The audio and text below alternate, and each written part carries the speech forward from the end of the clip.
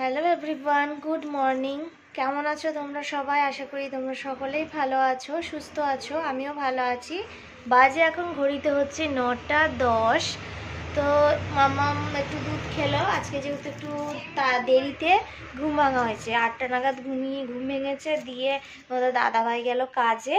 চাটা খেয়ে আমিও খেলাম, মামামকে দুধ খাওয়ালাম। আর ওদিকে রান্না চাপিয়ে এসেছি, ভাত ডাল আলু সিদ্ধ আর ডিম ভাজা হবে, আর কিচ্ছু করবো না, মামাম আর আমার।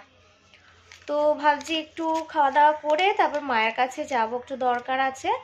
তো চলো আজকে ব্লগটা দেখতে থাকো, সঙ্গে থেকো। অবশ্যই লাইক কমেন্ট সাবস্ক্রাইব করে দিও। এখনকার মতো টাটা, পরে আবার দেখা হচ্ছে। মামামের আজকে স্নান হয়ে করিয়ে দিয়েছি, কারণ বললাম আমি একটু বেরোবো, কাজকর্মে হাত দিইনি, কারণ কাজকর্ম করলে দেরি হয়ে যাবে। তো মামাম স্নান করে এসে দেখো কাপড়টা পরার চেষ্টা করছে, আর একদিকে খাওয়াচ্ছি। সকাল সকাল আজকে ভাত ডাল আলু সিদ্ধ ডিম ভাজা করে ফেলেছি। তোকে খাইয়ে দাইয়ে আমিও বেরোবো। মামামকে অর্ধেক রেডি করেছি, আর আমিও রেডি হয়ে পড়েছি অর্ধেক, দিয়ে খেয়ে দিয়ে বেরোবো।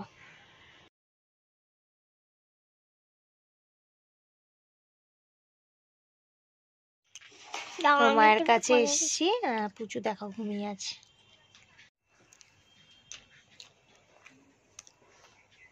কি খাচ্ছ তুমি? ছোলা ভাজা।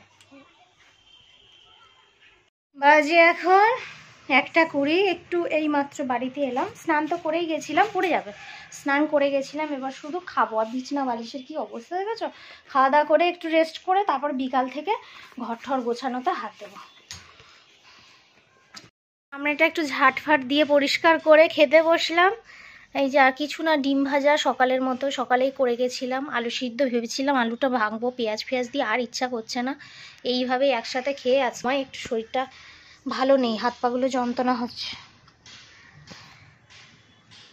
ওটাকে চামচটাকে ঘোরাও, তাহলে পেঁচিয়ে যাবে। দেখো, হ্যাঁ ওই দেখো ওরকম করে ঘোরাও। চেষ্টা করলে সব হবে। চেপিয়ে এরম করে পেঁচাতে হয়। হ্যাঁ এরম করে করে হাতটাকে আঙুলটাকে ঘুরিয়ে ঘুরিয়ে এরম করে নাও, আবার খাও। তো বাজে 5:41। মামাম খাচ্ছে ম্যাগি, আজকে করে দিলাম।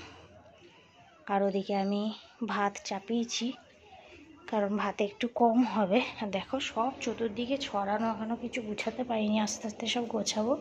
আর দিনের ডাল ছিল, ওটা একটু ভালো করে ফুটিয়ে নিচ্ছি।